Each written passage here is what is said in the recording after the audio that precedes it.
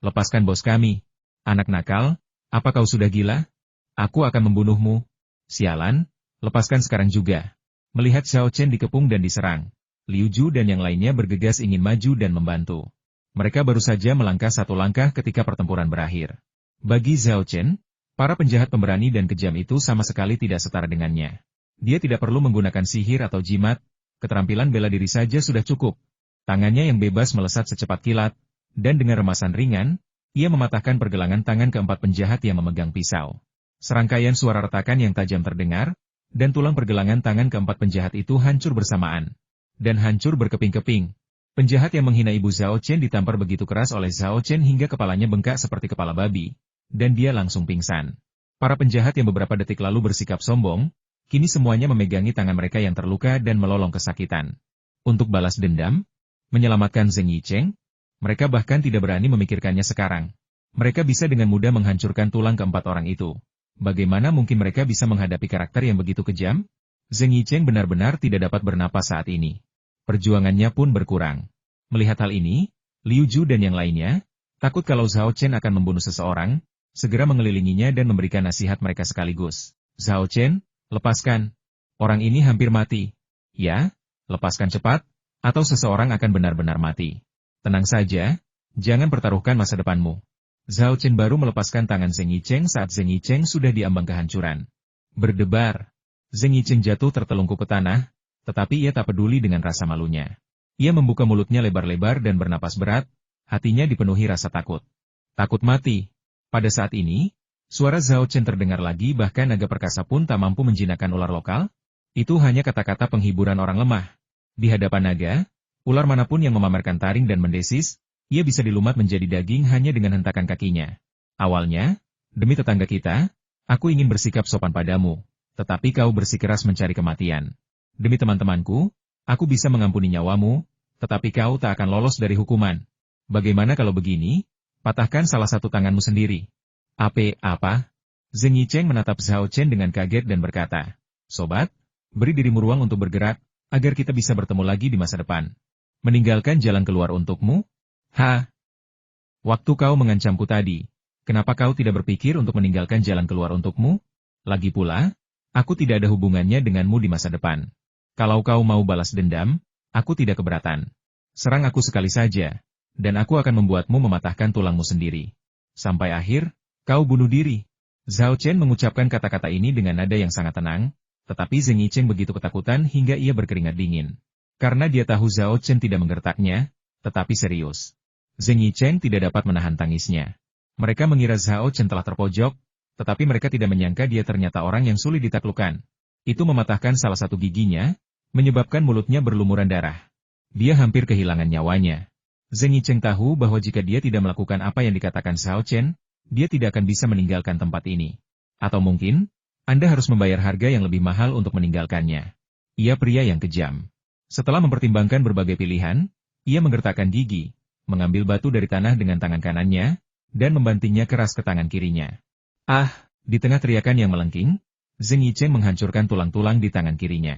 Dia mendongak ke arah Zhao Chen, dahinya dipenuhi keringat dingin, dan terengah-engah, bisakah kita pergi sekarang? Keluar. Zhao Chen melihat kebencian di mata Zheng Yicheng, tetapi tidak peduli sama sekali. Dia bahkan tidak takut pada binatang buas saat sedang berpuasa. Jadi mengapa dia harus takut pada kurang ajar biasa seperti Zheng Yicheng? Kamu bercanda. Mendengar kata-kata Zhao Chen, Zheng Yicheng merasa seolah-olah telah diampuni. Ia segera membawa 3 anak buahnya, menggunakan tangannya yang tidak terluka untuk menyeret temannya yang pingsan, dan melarikan diri dari villa.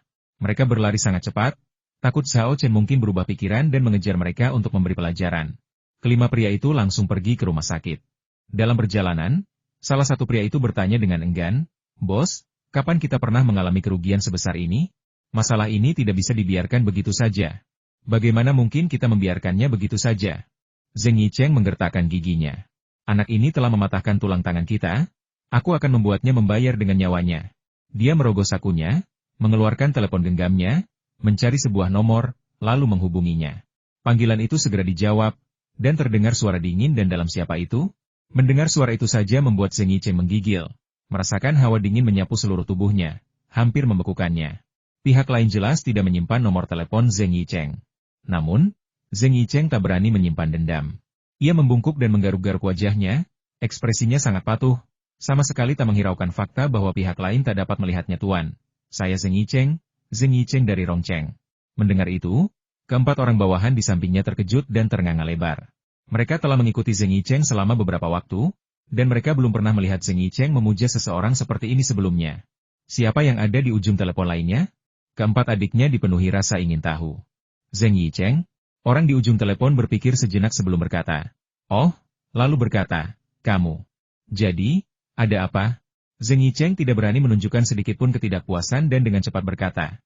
Ini tentang villa yang Anda inginkan. Tuan, kamu dapat villanya? Nada bicara orang itu langsung meninggi. Jelas tertarik.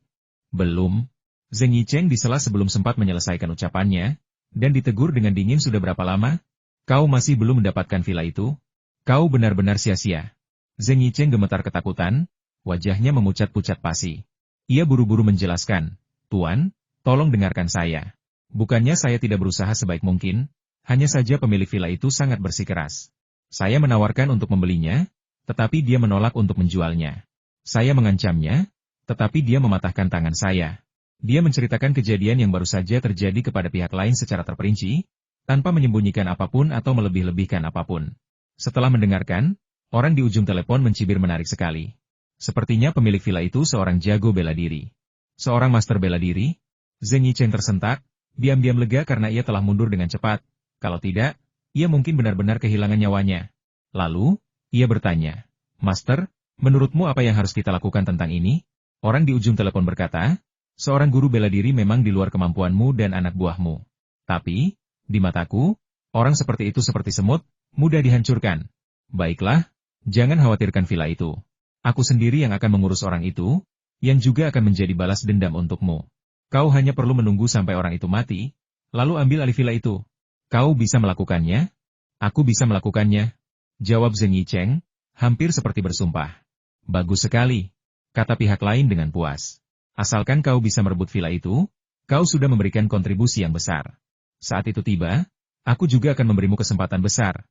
Zheng Yicheng sangat gembira dan buru-buru berkata, terima kasih, Guru. Terima kasih, Guru. Pihak lain sama sekali tidak mendengarkan sanjungannya dan langsung menutup telepon.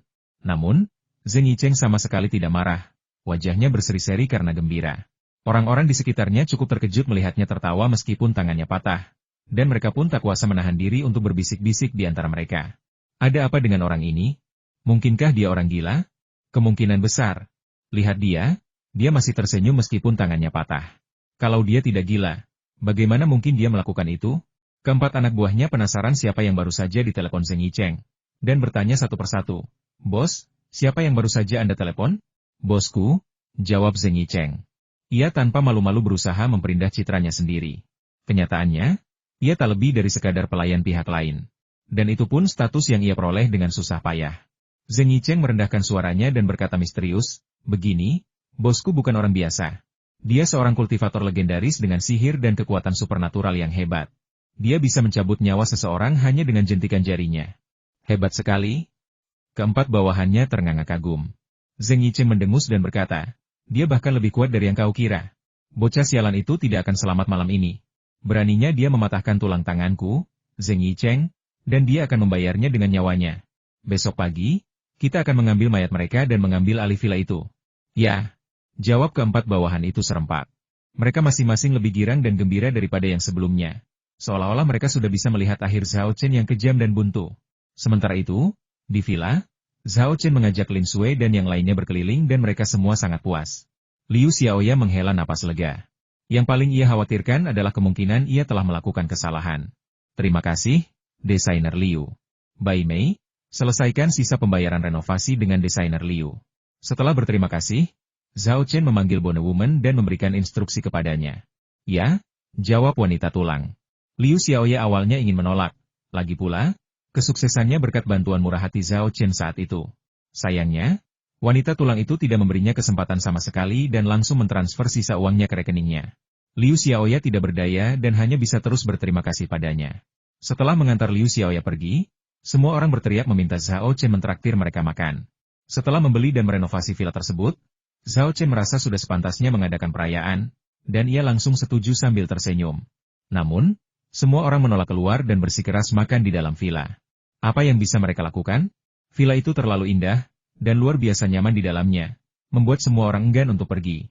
Karena tidak dapat menolak permintaan semua orang, Zhao Chen hanya bisa menelepon Hao Li dan memintanya untuk membantu menyiapkan meja berisi hidangan yang akan diantar. Perabotan di villa sudah lengkap, karena Zhao Chen telah mendelegasikan tugas tersebut kepada Liu Xiaoya untuk membantu memilih. Semuanya serasi dengan dekorasinya, jadi tidak perlu khawatir di mana harus meletakkan piring-piring setelah tiba. Jika orang biasa, Hao Li pasti tidak akan setuju untuk memesan makanan untuk dibawa pulang. Tetapi karena orang yang mengajukan permintaan ini adalah Zhao Chen, ceritanya benar-benar berbeda. Sekitar 2 jam kemudian, sebuah mobil berhenti di depan villa. Para pelayan dari Lakeside House keluar dari mobil dan menyajikan hidangan yang masih mengepul ke meja yang telah disiapkan Zhao Chen dan rombongannya di halaman. Nikmati pemandangan indah, resapi suasana sastra dan ilmiah, serta nikmati makanan lezat. Ini sungguh kenikmatan yang luar biasa. Jamuan makan itu menyenangkan bagi tuan rumah dan para tamu, dan semua orang sangat gembira. Langit berangsur-angsur menjadi gelap. Tiba-tiba angin dingin bertiup ke halaman villa. Huf, huf. Anginnya dingin sekali, dan suhunya begitu dingin sampai-sampai darahmu terasa membeku. Kabut tipis yang menyelimuti pelataran itu langsung tertiup lenyap. 2 sosok, satu besar dan satu kecil, muncul entah dari mana di halaman. Yang lebih besar adalah seorang wanita, dan yang lebih kecil adalah seorang bayi. Mereka berpegangan tangan dan melayang di udara, memperhatikan Zhao Chen dan yang lainnya. Kulit mereka sepucat kertas, kecuali mata dan bibir mereka yang merah. Itu menjadi sangat populer. Warnanya merah menakutkan. Kelihatannya ia baru saja meminum darah manusia. Kedua hantu pendendam itu ditemukan segera setelah mereka muncul. Penampakannya yang seram dan mengerikan, sosoknya yang tergantung di udara. Selain Zhao Chen dan Lin Sui, semua orang dikejutkan oleh sepasang tamu tak diundang ini. Setelah keheningan sejenak, teriakan tajam menembus malam. Ini hantu? Ini hantu. Ya ampun, ada hantu. Lari. Lari. Ada hantu. Liu Zuo, Yang Zi, dan yang lainnya berteriak ketakutan. Mencoba lari, tetapi kaki mereka terasa lemas dan mereka tidak bisa bergerak sedikit pun. Yang lebih aneh lagi, meskipun mereka berteriak keras, tidak ada suara yang terdengar di luar villa. Jelaslah bahwa kedua hantu pendendam ini berhasil melakukannya. Ibu dan anak hantu iblis. Kata Zhao Chen dengan suara berat. Ia pun langsung mengetahui identitas kedua tamu tak diundang itu melalui dalang. Apa itu iblis hantu ibu dan anak? Tanya Lin Sui. Dia tetap sangat tenang. Bagaimanapun, ia adalah seorang kultivator yang telah melihat binatang buas dan memasuki alam rahasia, serta memegang posisi ilahi sebagai petugas roh yang berpatroli. Selain itu, ia menghabiskan setiap hari bersama iblis dan hantu seperti Zhao Mei dan wanita tulang. Meskipun kedua hantu ganas itu tampak menakutkan, mereka tidak dapat membuatnya takut. Hantu pendendam yang diciptakan secara artifisial melalui metode rahasia yang kejam. Mata Zhao Chen berkilat marah besar. Kemarahan ini tidak ditujukan kepada hantu ibu dan anak, tetapi kepada kurang ajar yang menciptakan mereka. Untuk menciptakan iblis ibu anak, seseorang harus memilih seorang wanita dengan takdir 9 in, dan membuatnya hamil pada tahun in, bulan in, dan jam in. Selama kehamilan, berbagai metode kejam digunakan untuk menyiksa wanita hamil dan bayinya yang belum lahir, menyebabkan mereka mengalami berbagai emosi negatif seperti putus asa, dendam, dan amarah. Kemudian, mereka diberi makan daging dan darah manusia yang dicampur dengan obat-obatan khusus, dan metode khusus digunakan untuk mencegah wanita hamil tersebut bunuh diri. Menjelang waktu persalinan, sebuah susunan magis dipasang, dan sihir jahat digunakan untuk membunuh wanita hamil dan janinnya, sehingga terciptalah iblis ibu anak. Kekuatan iblis hantu ibu dan anak berkaitan dengan tingkat siksaan yang mereka derita selama kehamilan dan besarnya emosi negatif yang mereka timbulkan. Pasangan iblis hantu ibu dan anak ini berada di tahap tengah alam keheningan, lebih kuat daripada banyak kultivator di dunia saat ini. Bayangkan betapa besar siksaan yang mereka derita dan betapa tingginya keputusasaan serta kebencian mereka. Setelah mendengar perkenalan Zhao Chen, mulut Lin Sui ternganga. Ia sungguh tak menyangka ada sihir sekejam dan sekejam itu di dunia. Ia tak kuasa menahan diri untuk menggertakkan gigi dan berkata, orang yang menciptakan iblis hantu ibu anak pantas mati. Benar sekali, orang itu pantas mati. Zhao Chen mengangguk setuju. Tetapi pada saat yang sama, ia juga sangat penasaran siapa sebenarnya yang mengirim hantu ibu dan anak itu. Percakapan antara Zhao Chen dan Lin Sui hanya berlangsung beberapa detik. Dalam beberapa detik itu, hantu ibu dan anak yang muncul melancarkan serangan. Zisa membuka mulutnya yang gelap dan menganga, dan di tengah lolongan yang keras dan menusuk, berubah menjadi seberkas cahaya putih, melesat langsung ke arah Zhao Chen dan yang lainnya. Ia datang ke sini untuk makan daging dan minum darah. Sang induk iblis tetap di tempatnya tanpa bergerak. Berkat teknik penyembunyian Qi, di mata iblis hantu ibu anak, Semua orang di villa ini hanyalah orang biasa, tanpa ancaman. Kalau begitu, biarkan putranya makan dulu. Setelah putranya kenyang, ia bisa membereskan kekacauan dan memakan sisanya. Meskipun telah menjadi iblis, naluri keibuannya masih ada. Setiap kali ada hal baik, ia ingin membiarkan putranya menikmatinya terlebih dahulu. Sayangnya, kali ini mereka meremehkan target mereka. Melihat Zisa yang berwajah garang menerjang ke arah mereka, Liu Zuo, Yang Zi, dan yang lainnya semakin ketakutan. Rasa takut yang hebat itu seakan mengaktifkan hormon mereka, memberi mereka kekuatan baru, dan mereka mencoba berlari menuju gerbang villa, melarikan diri dari tempat angker ini. Liu Zuo, Wang Rongfeng, dan Wu Yan menunjukkan kejantanan mereka saat ini. Meskipun mereka juga gemetar ketakutan, mereka melindungi gadis-gadis itu dan melarikan diri terlebih dahulu. Mau lari? Heh! Di kejauhan, Ibu Iblis tertawa dingin. Kalian semua harus mati di sini. Semua orang di dunia ini pantas mati. Sejak disiksa, dibunuh, dan diubah menjadi hantu ibu dan anak, ia membenci semua orang di dunia. Ia berharap bisa melahap daging dan darah semua orang di dunia. Faktanya, sebagian besar hantu pendendam yang mati secara tidak adil mengembangkan kecenderungan psikologis ekstrim yang serupa. Kabut tebal berwarna merah tua keluar dari tubuh ibu iblis, menghalangi jalan keluar semua orang dan mengepung mereka sepenuhnya. Ini bukan kabut biasa. Kabut ini terbentuk dari energi jahat, yang memiliki sifat korosif yang sangat kuat. Bunga, pohon, atau bahkan batu apapun di halaman yang bersentuhan dengan kabut jahat ini akan langsung membusuk seolah-olah telah disiram asam kuat. Liu Zuo dan Yang Zi ketakutan. Kabut ini bahkan dapat mengikis batu. Jadi bagaimana mungkin daging mereka lebih keras dari batu? Dengan kabut jahat menghalangi jalan mereka di depan dan hantu-hantu ganas mengejar dari belakang, mereka jelas terjebak dalam situasi putus asa. Rasa putus asa yang mendalam muncul di hati setiap orang. Mereka semua percaya bahwa kali ini, mereka ditakdirkan untuk mati. Tiba-tiba, Zhao Chen mengambil tindakan. Dia langsung menyerang Zisa. Di depan terbentang kabut yang mengerikan dan jahat. Melihat ini, Liu Ju dan Yang Zi berseru kaget. Jangan pergi ke sana. Kabut itu aneh sekali. Hati-hati jangan sampai terkena kabut itu, bisa berakibat fatal. Zhao Chen, cepat kembali, kembali. Teriakan mereka tidak ada gunanya. Zhao Chen telah menerjang ke dalam kabut jahat. Namun, kabut jahat yang menakutkan itu tidak menyakitinya. Karena dia segera mengaktifkan energi spiritual dalam tubuhnya, melepaskannya keluar dan mengubahnya menjadi garis-garis petir. Zhao Chen telah menyerap kekuatan petir surgawi, dan posisinya sebagai pejabat roh patroli semakin meningkatkan kemampuannya untuk mengendalikan petir. Ledakan. Di tengah gemuruh guntur yang memekakan telinga, kabut jahat yang menyelimuti Zhao Chen pun tersapu bersih oleh petir. Pada saat ini, Zhao Chen diselimuti oleh petir. Sangat mendominasi. Sungguh tampak luar biasa. Aura puncak sang penjaga keheningan memancar keluar, menyebabkan ibu iblis di kejauhan mengubah ekspresinya secara drastis dan berseru kaget, tidak bagus. Ia buru-buru mencoba bergerak, tetapi sudah terlambat. Zhao Chen bergerak secepat kilat, dan dalam sekejap mata, dia menerkam Zisa. Zisa merasakan kekuatan Zhao Chen yang luar biasa. Meskipun agak khawatir, ia tetap meraung dan mengulurkan tangan untuk menangkap Zhao Chen. Energi hantu yang kuat melonjak dari tangannya, bagaikan ribuan ular piton berbisa yang ganas, siap mencabik-cabik Zhao Chen dan melahapnya. Sialnya, ia bertemu Zhao Chen. Ia memiliki kekuatan guntur surgawi. Zhao Chen, seorang perwira roh patroli. Merusak. Dengan teriakan dingin, petir dan energi hantu bertabrakan, meledak dengan cahaya menyilaukan yang membuat orang tanpa sadar menutup mata. Ketika dia membuka matanya lagi, aura hantu Zisa telah tersapu seluruhnya. Zhao Chen juga mendekati Zisa.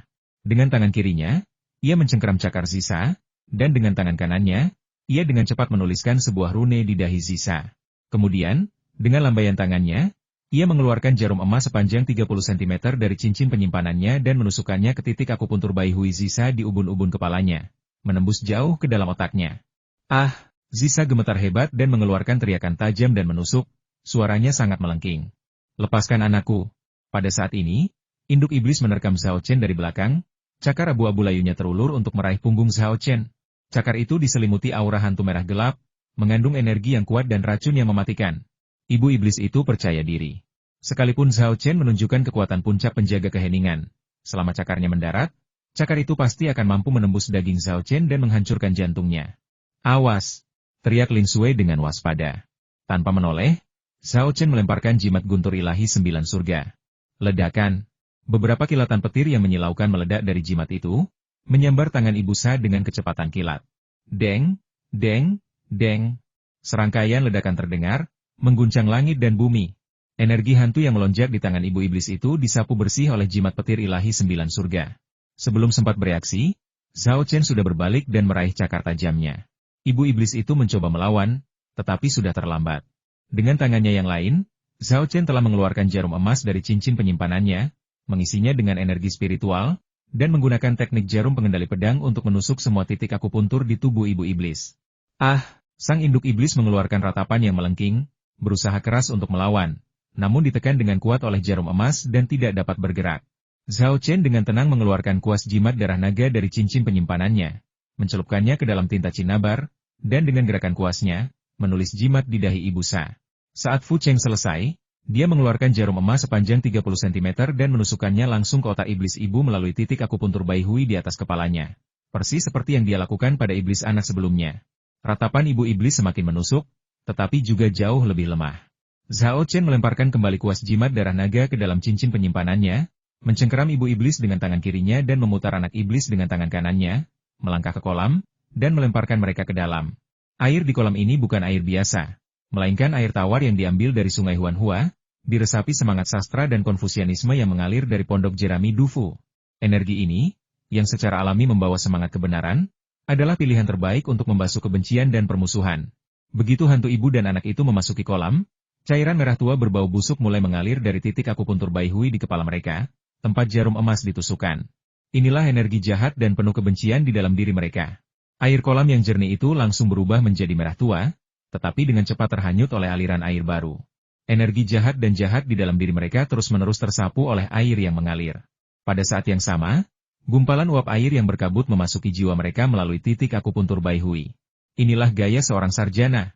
Itu tidak hanya dapat membersihkan jiwa mereka, tetapi juga mengangkat derajat mereka. Adapun energi jahat dan dengki yang terhanyut oleh aliran air tersebut, tidak akan merugikan pihak lain, melainkan akan disucikan oleh langit dan bumi. Melihat hantu ibu dan anak telah ditaklukkan, Liu Zuo, Yang Zi, dan yang lainnya kembali tenang dan bahkan mengumpulkan keberanian untuk berjalan ke tepi kolam untuk melihat-lihat. Kakak ketiga, siapa mereka berdua? Apa mereka benar-benar hantu? Tanya Liu Ju hati-hati. Yuan Zi kecil, bagaimana kamu bisa menangkap hantu? Tanya Yang Zi dengan ekspresi penasaran. Wang Rongfeng, Wu Yan, Qixia, dan Luo dan juga menjawab pertanyaan untuk Zhao Chen. Mereka belum pernah melihat hantu sebelumnya, apalagi mengalami hal misterius seperti itu. Pikiran mereka dipenuhi dengan segudang pertanyaan, dan mereka ingin sekali mengetahuinya.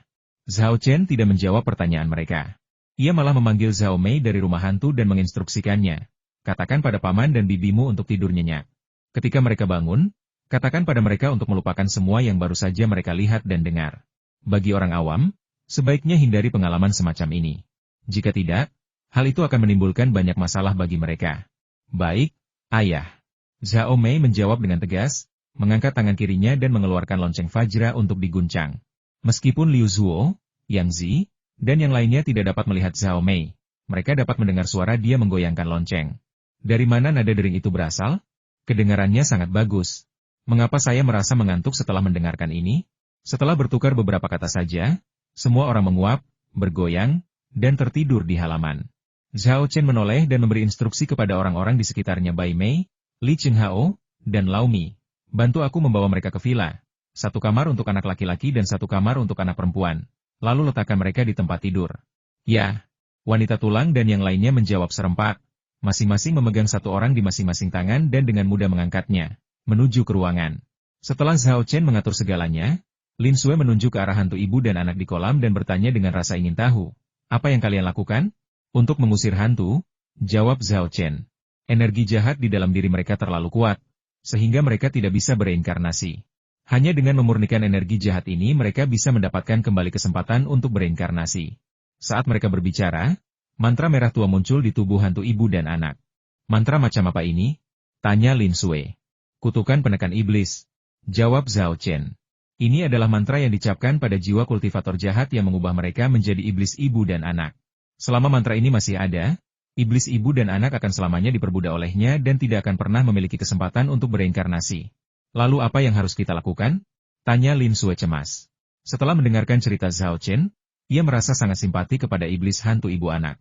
Zhao Chen berkata dengan suara berat, gampang, hancurkan saja. Jika kultivator lain mendengar ini, mereka pasti akan menertawakan Zhao Chen yang sombong dan tidak tahu berterima kasih. Karena mantra pengendali iblis dikenal sebagai salah satu mantra yang paling sulit dipelajari dan dipatahkan. Selama berabad-abad, banyak sekali praktisi, semuanya ahli mantra, telah mencoba menguraikan mantra ini, namun tidak ada satupun yang berhasil. Xiao Chen ingin mematahkan kutukan pengendali hantu? Apakah kamu bercanda? Untungnya tidak ada petani lain yang hadir, kalau tidak mereka pasti akan terkejut dengan apa yang terjadi selanjutnya. Zhao Chen melambaikan tangannya dan sekali lagi mengeluarkan kuas jimat darah naga dari cincin penyimpanannya.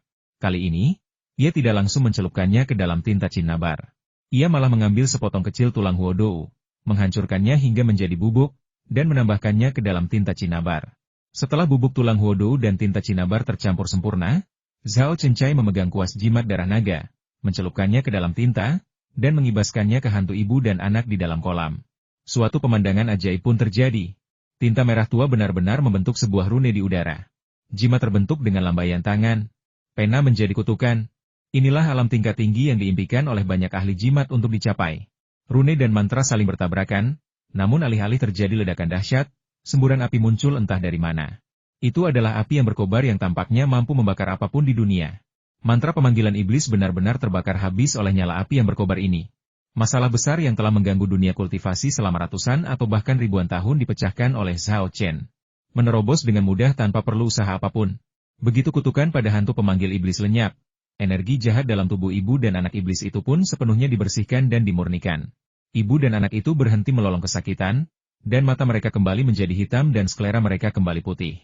Zhao Chen melambaikan tangannya, dan jarum-jarum emas berterbangan dari tubuh mereka secara bersamaan.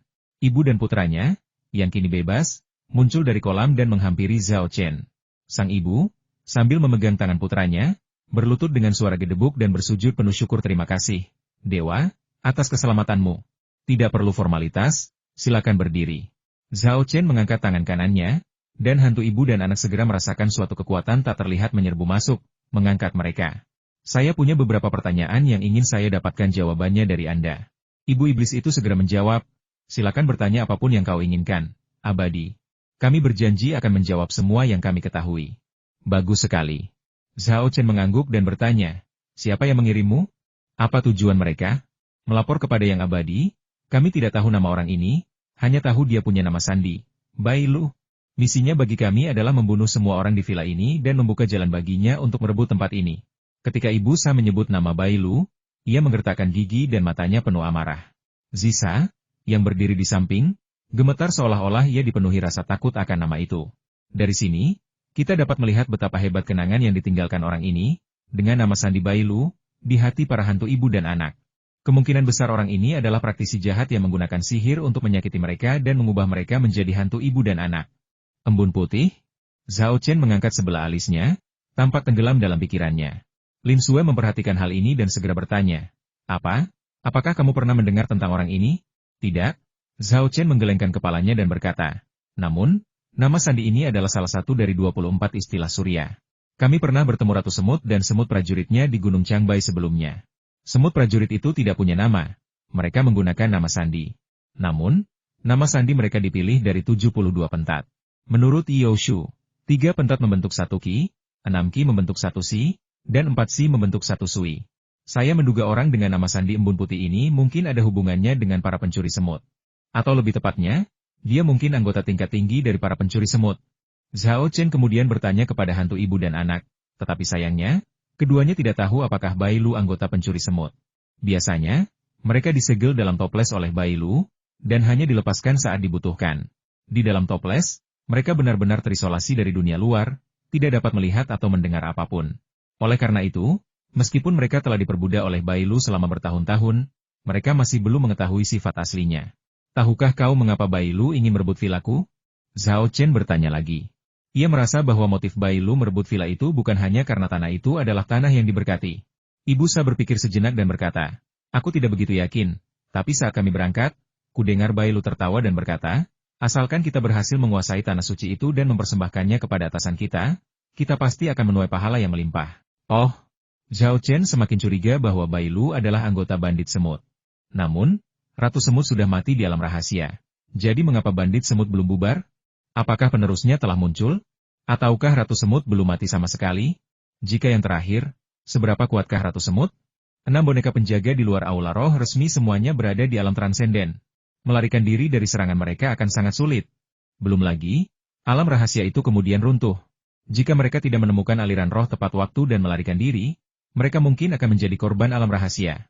Pikiran Zhao Chen dipenuhi dengan pertanyaan. Hal ini membuatnya ingin segera menemui Bai Lu agar bisa memperoleh jawaban darinya.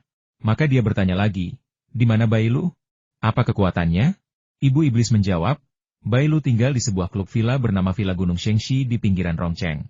Aku tidak bisa melihat kekuatannya. Tapi kuperkirakan dia setidaknya di atas tahap bigu. Bahkan kemungkinan besar dia sudah mencapai tahap gerakan janin. Setelah jeda, ia dengan ramah mengingatkan, Abadi, kau tidak sedang berpikir untuk pergi mencari Bai Lu, kan? Apakah ada masalah? Tanya Zhao Chen. Ibu iblis menjawab, jujur saja. Meskipun kekuatanmu luar biasa, Abadi, itu masih jauh lebih rendah daripada Bai Lu. Mencarinya secara gegabah kemungkinan besar akan berakibat buruk. Zhao Chen tersenyum dan berkata dingin, Bai Lu ini sudah menggunakan jurus pamungkasnya. Kau pikir aku akan bersembunyi dan bergidik? Bahkan jika aku tidak mengejarnya, dia pasti akan melancarkan serangan bertubi-tubi. Daripada dipukuli secara pasif, kita harus mengambil inisiatif dan membuatnya lengah. Tahap gerakan janin memang sangat kuat, tapi kita punya kekuatan untuk melawan, dan kita juga punya peluang untuk menang. Zhao Chen mengucapkan kata-kata terakhir itu dengan penuh percaya diri dan aura dominasi. Sang ibu tercengang, tidak dapat memahami dari mana Zhao Chen mendapatkan kepercayaan dirinya. Tentu saja, ia tidak akan tahu bahwa Zhao Chen memang lebih rendah kekuatannya daripada Bai Lu. Namun, ia memiliki warisan Wu Peng dan jimat serta teknik abadi yang ia peroleh dari aula roh resmi. Meskipun ia belum sepenuhnya menguasai teknik abadi dan tidak bisa mengeluarkan kekuatan penuhnya, ia sudah menghafal rune-rune tersebut setelah mempelajarinya berhari-hari. Dengan jimat surgawi ini di tangan, bahkan jika kekuatan Bai Lu benar-benar mencapai tahap gerakan janin, Zhao Chen masih akan memiliki kekuatan untuk melawannya. Terlepas dari semua hal lainnya, jimat pencari kebenaran saja, yang mampu melihat kelemahan, sudah sangat kuat. Belum lagi, ada juga jimat abadi lainnya seperti api sejati pembasmi iblis dan guntur pelanggar hukum, serta artefak pseudo abadi, cambuk emas api petir. Sekalipun semua benda ini digunakan bersama-sama, tetap saja tidak bisa mengalahkan Bai Lu. Zhao Chen juga bisa menggunakan teknik rahasia serangan ilahi untuk meminjam sedikit indera ilahi Wang Lingguan. Saat mereka berbicara, seberkas cahaya putih suci turun dari langit dan menyelimuti hantu ibu dan anak. Inilah cahaya reinkarnasi. Setelah diselamatkan oleh Zhao Chen, hantu ibu dan anak tersebut mendapat kesempatan untuk kembali memasuki siklus reinkarnasi dan terlahir kembali. Namun, pada saat ini, hantu ibu dan anak agak enggan berpisah. Bu, aku tidak ingin meninggalkanmu. Zisa memeluk ibunya erat-erat sambil menangis. Aku tidak ingin bereinkarnasi. Aku ingin selalu di sisimu. Oke? Air mata menggenang di mata sang ibu-ibu juga tidak ingin meninggalkanmu. Tetapi kamu dibunuh oleh orang jahat bahkan sebelum kamu lahir dan menjadi hantu. Kamu tidak pernah merasakan bagaimana rasanya menjadi manusia. Kamu tidak menerima kasih sayang orang tua, tidak punya teman, tidak punya masa kecil, tidak tumbuh, tidak punya cinta. Jadi, meskipun ibu sangat enggan berpisah darimu, aku tetap harus membiarkanmu bereinkarnasi agar kamu bisa merasakan bagaimana rasanya menjadi manusia. Ibu tidak punya keinginan lain. Aku hanya berharap di kehidupanmu selanjutnya kamu bisa aman, bahagia, sehat, dan bebas dari kekhawatiran. Jika memungkinkan, ibu berharap bisa menjadi ibumu lagi di kehidupan selanjutnya. Aku hanya tidak tahu apakah kamu bersedia menjadi anakku lagi? Ya, aku bersedia, kata Zisa tanpa ragu. Air mata mereka jatuh dan berkumpul di udara. Berdengung. Cahaya lembut terpancar dari air mata ini dan terbang menuju cahaya reinkarnasi. Apa yang terjadi? Hantu ibu dan anak tercengang, dan wajah Lin Sui juga penuh kejutan. Zhao Chen tersenyum dan berkata, keinginanmu telah dikabulkan oleh cahaya reinkarnasi. Ekspresi kegembiraan liar muncul di wajah ibu iblis itu, jadi itu berarti, di kehidupan selanjutnya, kalian akan tetap menjadi ibu dan anak. Zhao Chen langsung menyuarakan spekulasi batinnya. Sangat bagus. Hantu ibu dan anak itu berpelukan erat dan tertawa terbahak-bahak. Ini adalah tawa di tengah air mata. Ini adalah air mata kebahagiaan. Hantu ibu dan anak mengucapkan terima kasih kepada Zhao Chen sekali lagi, dan kemudian jiwa mereka menghilang bersama cahaya reinkarnasi. Setelah melihat mereka pergi, Lin Sui bertanya, apakah menurutmu mereka benar-benar bisa menjadi ibu dan anak lagi di kehidupan selanjutnya? Zhao Chen tersenyum dan berkata, tentu saja bisa. Sungguh luar biasa. Lin Sui merasa lega. Setengah berdoa dan setengah berdoa. Semoga mereka bisa hidup bahagia di kehidupan selanjutnya. Setelah mengusir roh jahat ibu dan anak itu, Zhao Chen tidak langsung pergi mencari Bai Lu. Ia malah berbalik dan berjalan menuju meja makan di halaman. Ia menyingkirkan semua mangkuk dan piring, membersihkan meja. Setelah membersihkannya, ia membuka cincin penyimpanannya dan mengeluarkan pot obat dan alu, serta beberapa cinabar, oker, dan berbagai macam tulang binatang buas. Lin Sui, yang melihat dari samping, merasa bingung dan tidak dapat menahan diri untuk bertanya, "Apa yang sedang kamu lakukan?" "Ambil jimat," jawab Zhao Chen. "Kultivasi Bailu kemungkinan besar berada di tahap jiwa baru lahir. Dari segi kekuatan, aku jauh lebih rendah darinya. Jika aku ingin mengalahkannya, aku harus bersiap terlebih dahulu. Selama aku punya sejumlah jimat abadi, meskipun itu palsu atau versi yang dilemahkan, aku akan punya peluang besar untuk mengalahkannya." Lin Sui mengangguk untuk menunjukkan bahwa dia mengerti, lalu berdiri di samping untuk membantu Zhao Chen. Daripada langsung mulai menggambar jimat, Zhao Chen terlebih dahulu menggunakan pot obat dan alu obat untuk menggiling cinabar, hematit, dan lebih dari 10 jenis tulang binatang buas yang telah diambilnya menjadi bubuk, dan membaginya ke dalam 3 tumpukan sesuai dengan kombinasi dan jumlah yang berbeda. Kemudian, Zhao Chen mengeluarkan setumpuk kertas kuning dan meminta Lin Sui untuk membawakan 3 baskom. Ia mengisinya dengan air kolam yang diambil dari kolam dan mengandung atmosfer sastra dan konfusianisme yang kuat. Ia kemudian menaburkan 3 tumpukan bubuk ke dalam baskom-baskom tersebut. Air di baskom itu langsung berubah menjadi 3 warna berbeda. Panci berwarna merah tua, seolah-olah ada api yang menyala-nyala di dalamnya. Sebuah pot berwarna ungu dan putih, seolah-olah ada petir yang mekar di dalamnya. Panci itu gelap gulita, sehingga mustahil mengetahui apa isinya. Zhao Chen membagi tumpukan kertas kuning di atas meja menjadi 3 bagian dan memasukkannya ke dalam 3 baskom berisi air. Suatu pemandangan aneh terjadi. Air di cekungan itu menyusut pada tingkat yang dapat dilihat dengan mata telanjang. Pada akhirnya, semua orang terkejut saat mengetahui bahwa lembaran kertas kuning telah menyerap semua air di baskom. Lin Sui, yang berdiri di samping, tercengang. Kapan kertas kuning jadi selengket ini? Bahkan spons pun tidak sekuat ini.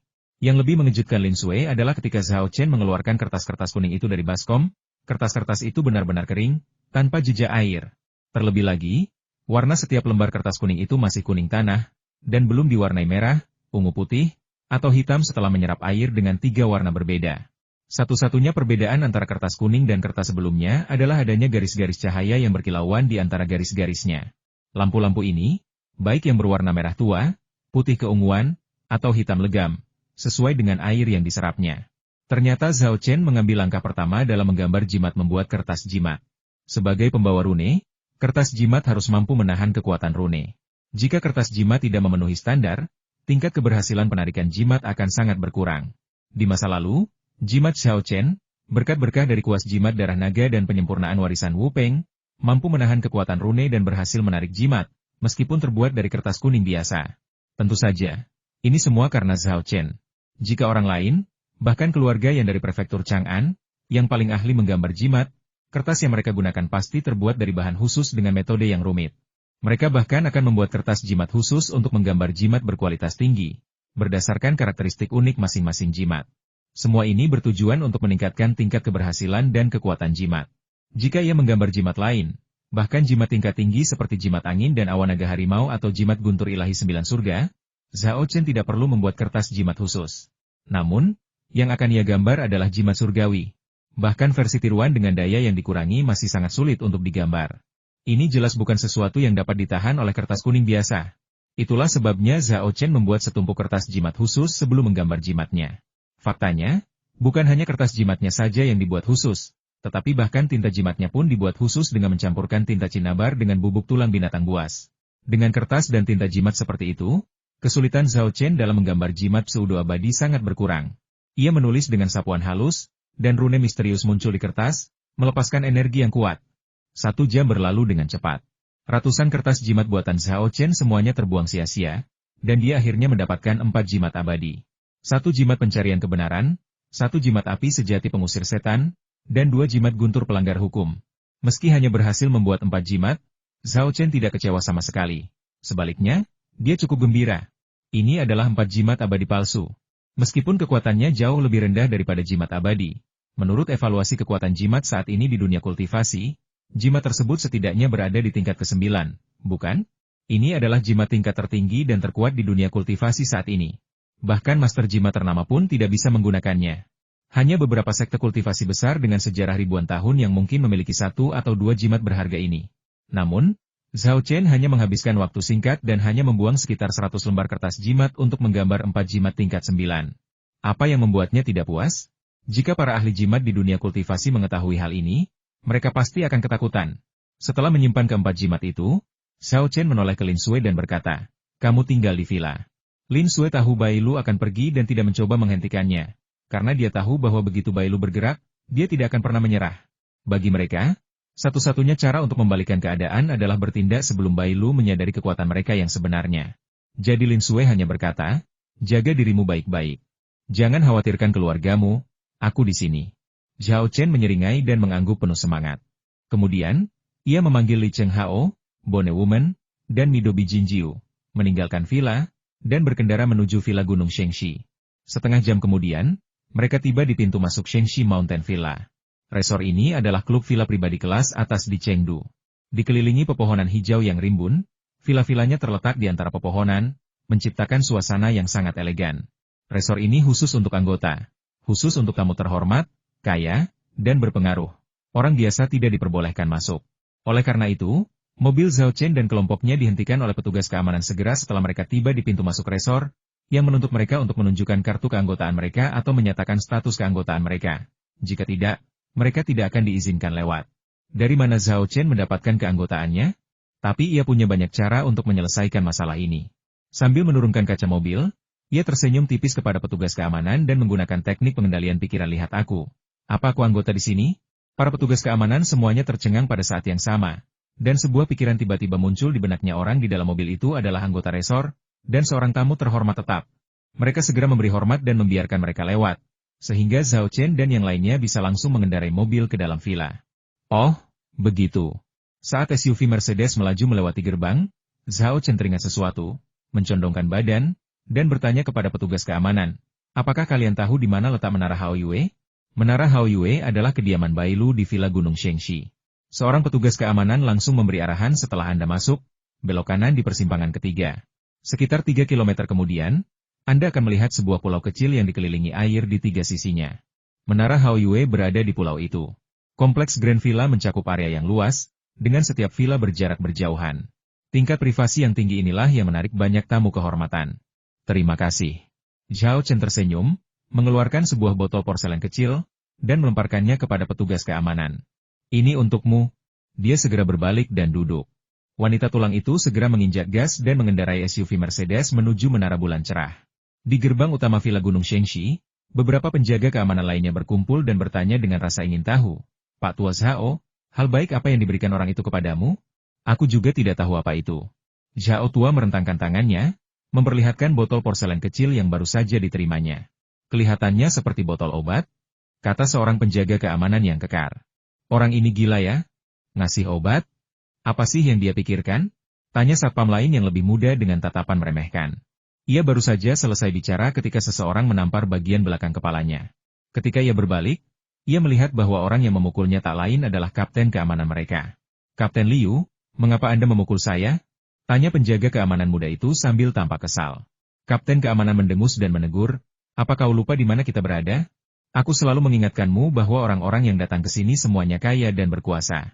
Jika seorang tamu mendengar apa yang baru saja kau katakan, kehilangan pekerjaan bukanlah masalah besar. Kau mungkin akan membayar harga yang jauh lebih mahal." Petugas keamanan muda itu terdiam, tidak jelas apakah dia ketakutan atau sudah sadar. Namun, sang kapten keamanan mengintip ke dalam botol porselen kecil dan berseru, "Tunggu sebentar, benda ini terlihat seperti pil peningkat stamina." "Pil Xiongfeng? Apa itu?" tanya beberapa petugas keamanan serempak. Kapten keamanan berkata dengan iri, "Ini adalah produk kesehatan kelas atas yang muncul dalam beberapa bulan terakhir. Konon setelah meminumnya, pria dapat kembali kejantanan dan awet muda. Kalian semua tahu manajer MA dari resor kita, kan?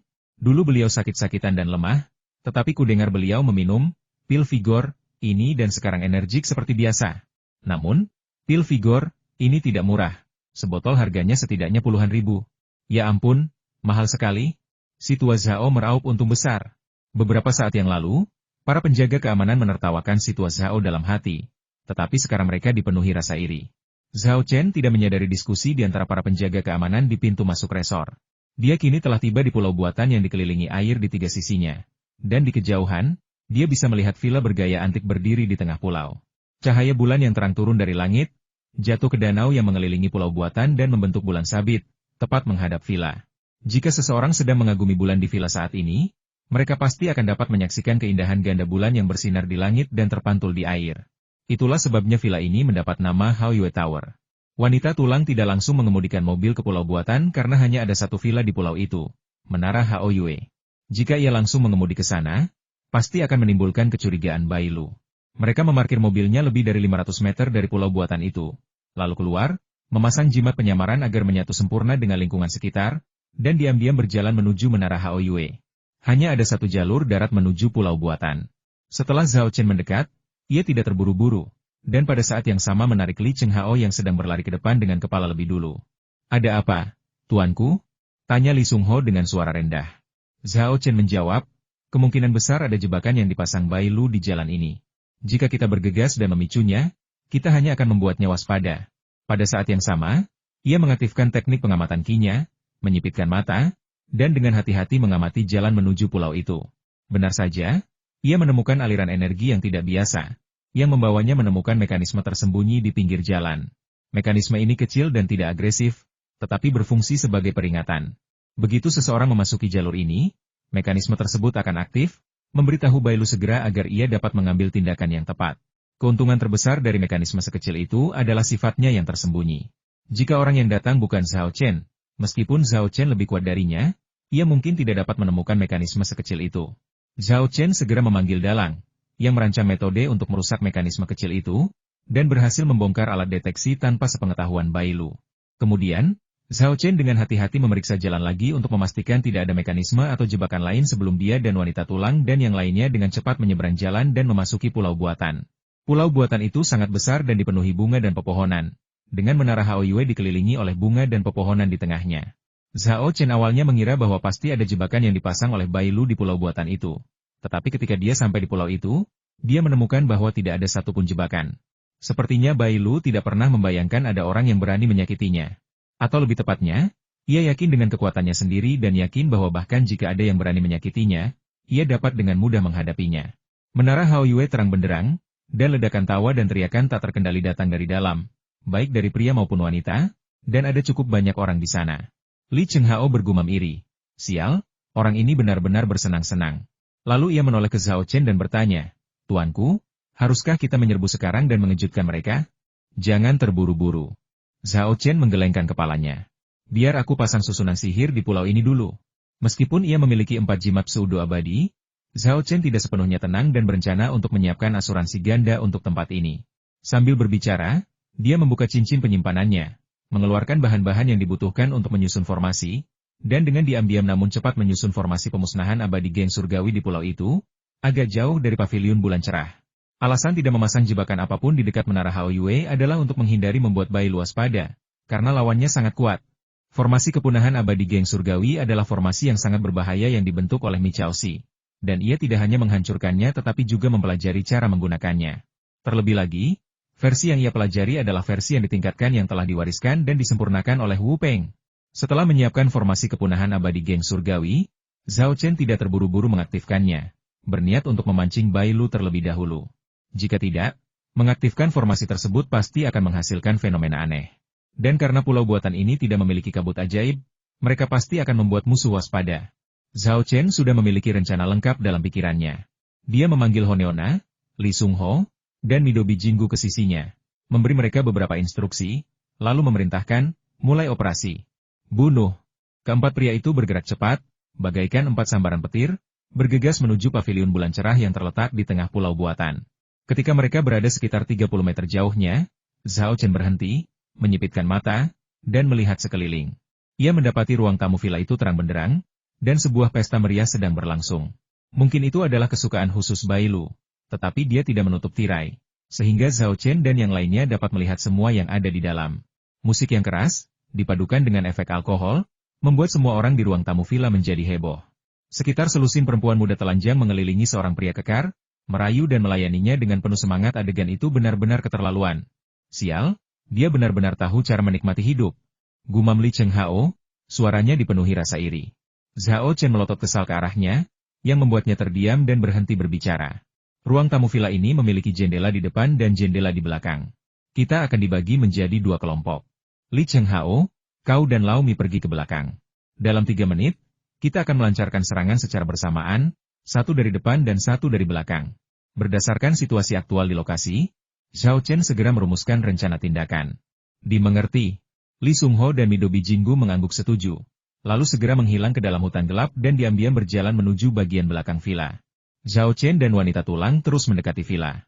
Saat itu, dia mendengar suara kasar.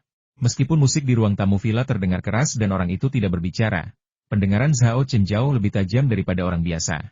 Ia langsung menangkap suara itu dan mendengar kata-katanya dengan jelas. Kedua orang itu semakin tidak efisien.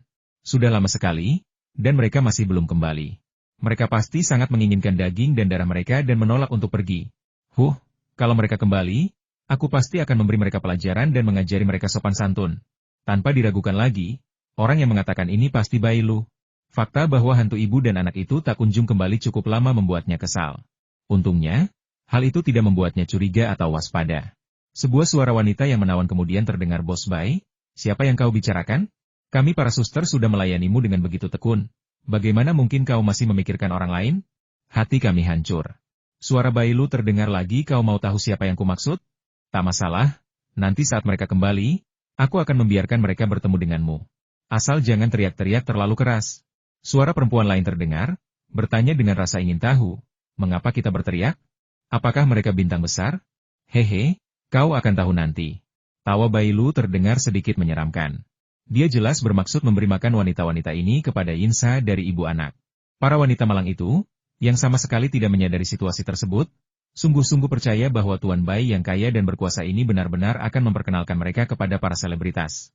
Mengingat bagaimana Tuan Bai memperlakukan para selebritas dengan sangat acuh tak acuh, mereka semakin terkesan olehnya dan melayaninya dengan pengabdian yang lebih besar, berharap bahwa dengan menyenangkannya, ia akan memberi mereka dorongan dan memungkinkan mereka merasakan kehidupan seorang bintang. Tepat saat itu, batas waktu 3 menit yang disepakati telah habis.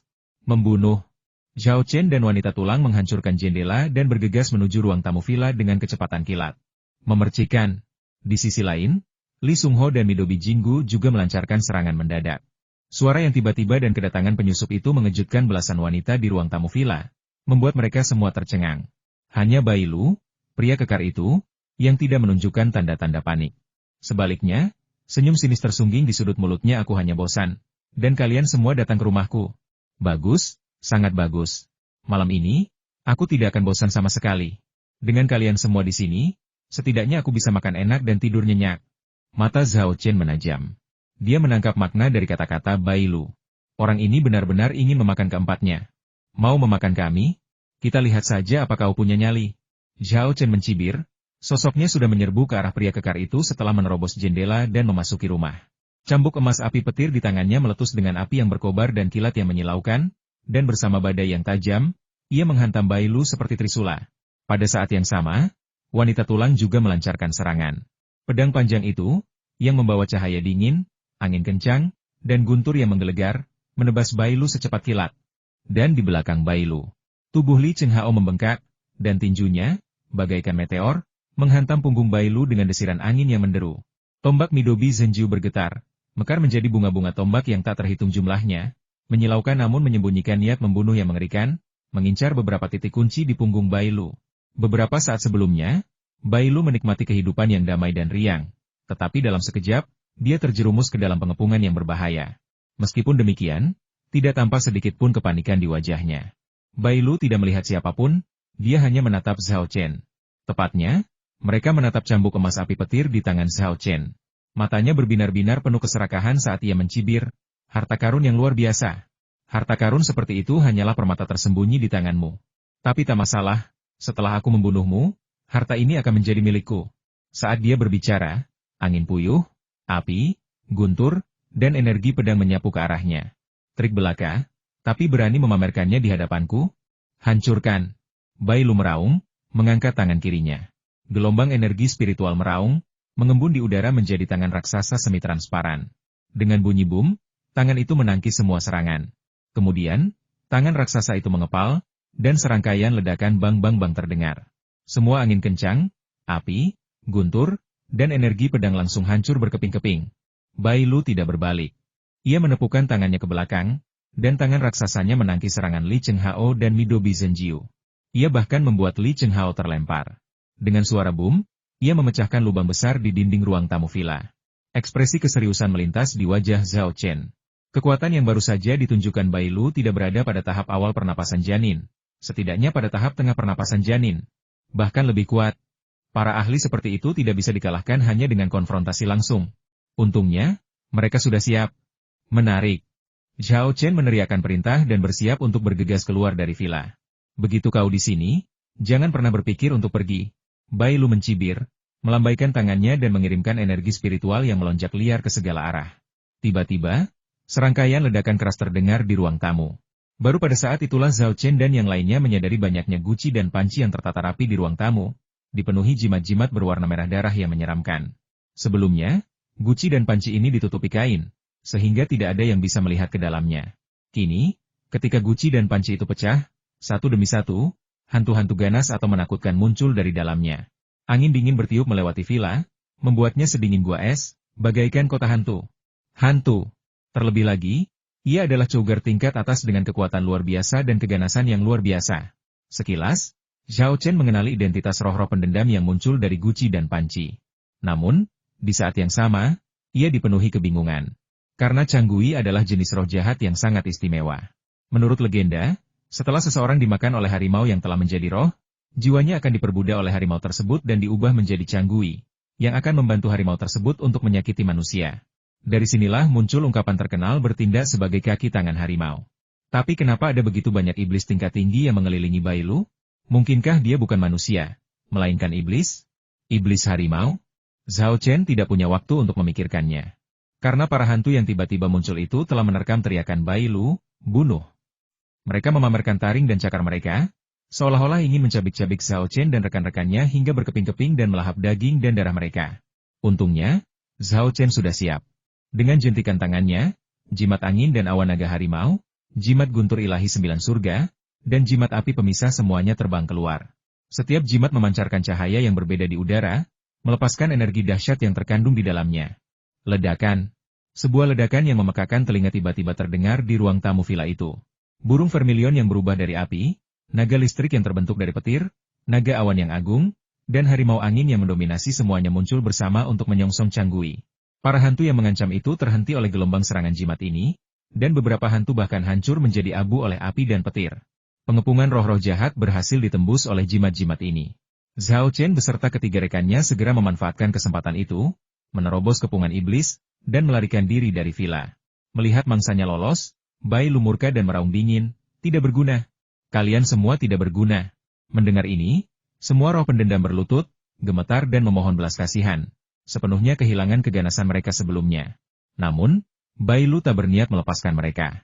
Dengan lambaian tangannya, seberkas cahaya merah darah melesat keluar dan menyerbu para hantu yang berlutut.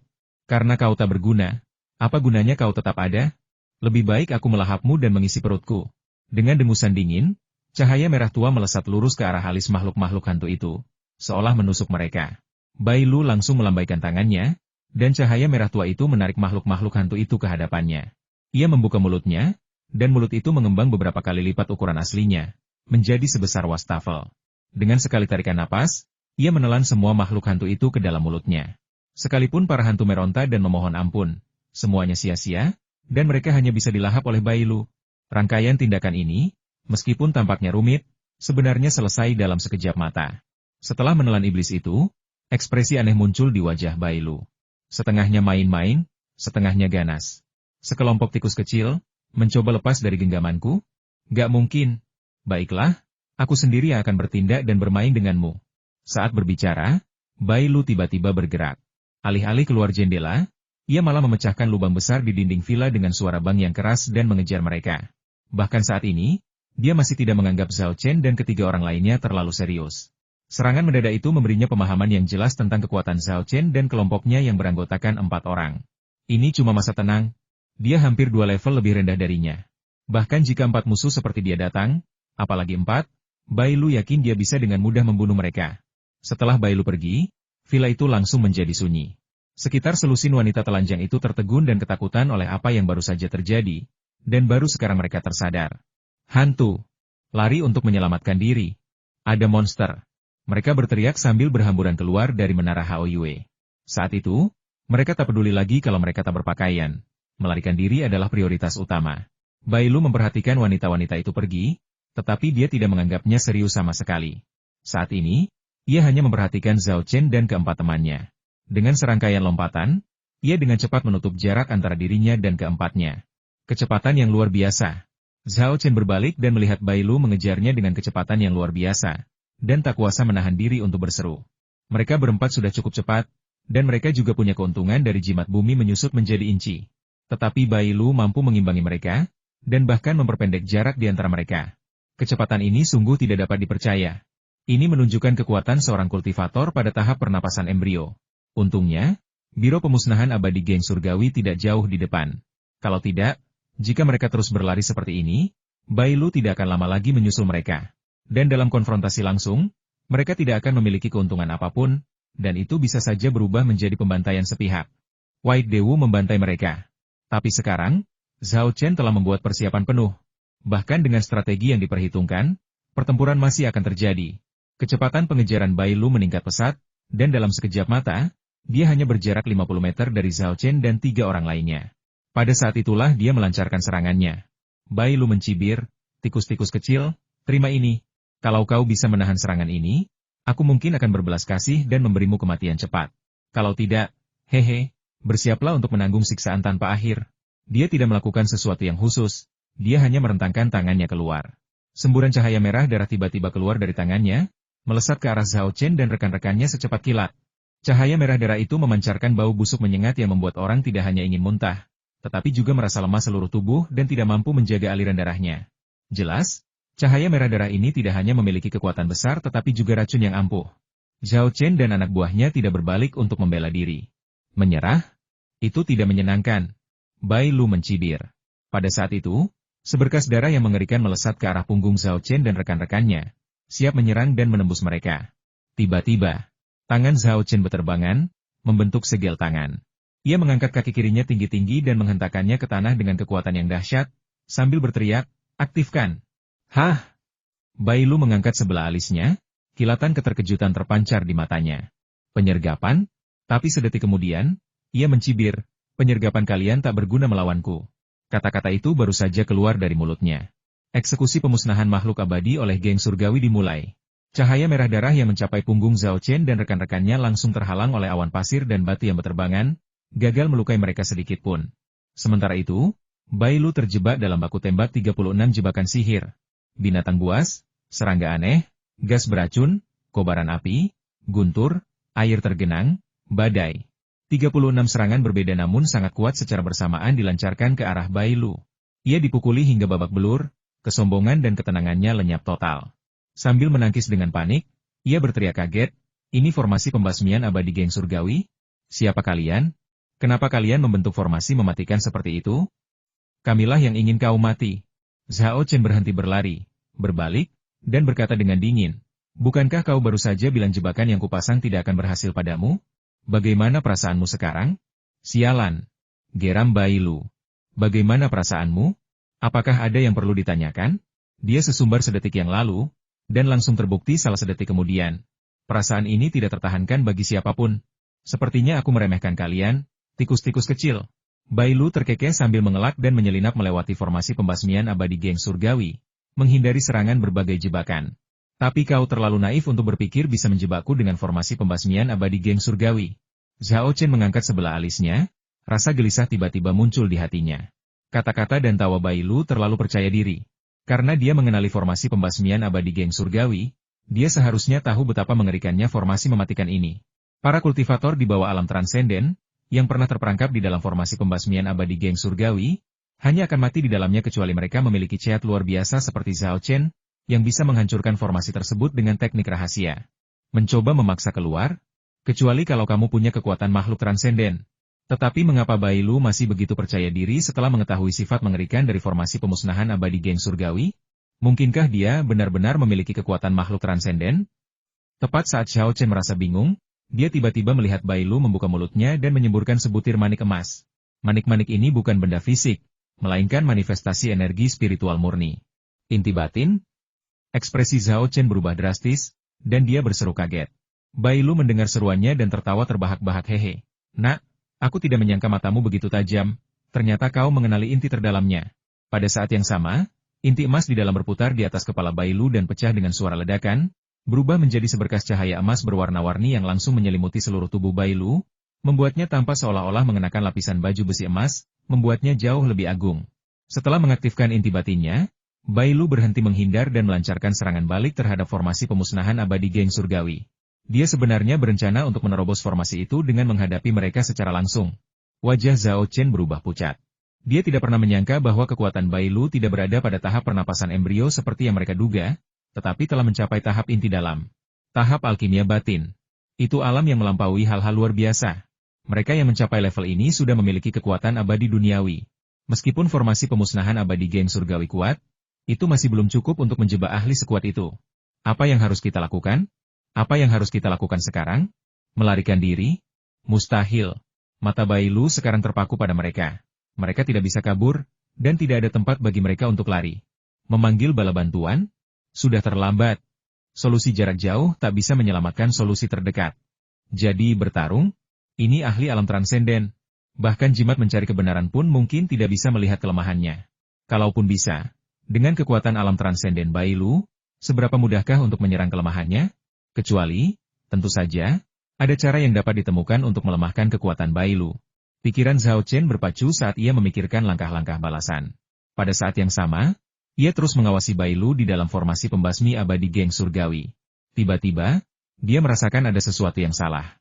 Secara logika, dengan kekuatan Bai Lu yang luar biasa, serangan langsung saja seharusnya cukup untuk menembus formasi kepunahan abadi geng surgawi dengan kekuatan yang luar biasa. Lalu mengapa Bai Lu tampak tersandung dan terhuyung-huyung saat menerobos formasi tersebut? Ia bahkan mengalami beberapa luka. Meskipun lukanya tidak serius, ini bukanlah jenis penampilan yang diharapkan dari seseorang di alam transenden. Mungkinkah? Sebuah tebakan tiba-tiba muncul dalam pikiran Zhao Chen, dan dia buru-buru mengaktifkan teknik observasi Qi untuk memeriksa Bai Lu dengan saksama. Setelah mengamati lebih dekat, ia memang melihat beberapa masalah. Meskipun Bai Lu telah mengolah inti batin ini tidak stabil, terkadang kuat dan terkadang lemah, dan kekuatannya tidak dapat diprediksi. Ketika inti batinnya kuat, Bai Lu dapat menembus jebakan formasi kepunahan abadi geng surgawi secepat kilat. Namun, ketika inti batinnya melemah, ia hanya bisa menangkis dan menghindar dalam kondisi menyedihkan, seperti sebelumnya. Zhao Chen tiba-tiba menyadari, seperti dugaanku, kekuatan orang ini belum mencapai alam transenden. Dia baru mencapai puncak tahap jiwa baru lahir. Kitab Yunji Kikian menyatakan jika seseorang dapat meneladani bayi dalam kandungan ibunya, menyerap energi internal, dan memahami dengan teguh yang esa, maka ini disebut pernapasan janin. Tahap pernapasan embrionik melibatkan sirkulasi dan regenerasi energi internal tanpa henti melalui pernapasan internal. Pada puncak pernapasan embrionik, energi di dalam tubuh seorang kultivator mulai memadat menjadi inti. Inilah bentuk dasar inti dalam. Namun, inti dalam yang terbentuk selama tahap pernapasan embrionik tidaklah stabil. Hanya dengan menerobos ke tahap bawaan dan memasuki tahap luar biasa, menggunakan tubuh fisik sebagai tungku dan esensi, energi, serta jiwa sebagai bahan-bahannya, inti dalam dapat terbentuk sepenuhnya dan stabil. Begitu ramuan batiniah benar-benar terbentuk, seseorang akan menembus batas umur, menjadi segar kembali, dan memperoleh tambahan umur 60 tahun. Puncak pernapasan embrio tampaknya hanya selangkah lagi dari tahap inti batin.